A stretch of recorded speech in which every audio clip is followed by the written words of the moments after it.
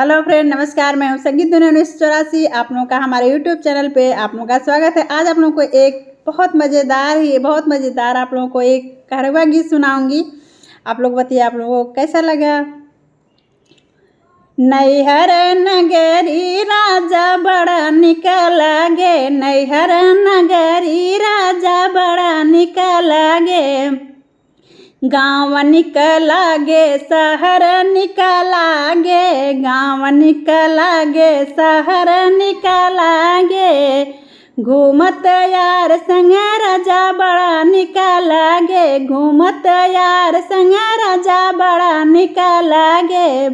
नैहर नगरी राजा बड़ा निक लागे, नैहर नगरी राजा बड़ा निक लागे।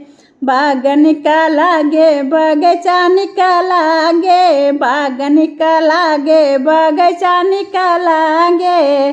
तोड़त नेबुला राजा बड़ा निक लागे, तोड़त नेबुला राजा बड़ा निक लागे। नैहर नगरी राजा बड़ा निक लागे, नैहर नगरी राजा बड़ा निक लागे। ताल निक लागे तलैया निक लागे, ताल निक लागे तलैया निक लागे। मारत मछरी राजा बड़ा निक लागे, मारत मछरी राजा बड़ा निक लागे।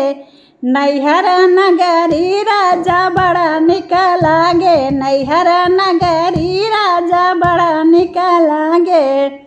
खेत निक लागे खरिहान निक लागे, खेत निक लागे खरिहान निक लागे। काटत गेहुआ राजा बड़ा निक लागे, काटत गेहुआ राजा बड़ा निक लागे। नैहर नगरी राजा बड़ा निक लागे, नैहर नगरी राजा बड़ा निक लागे।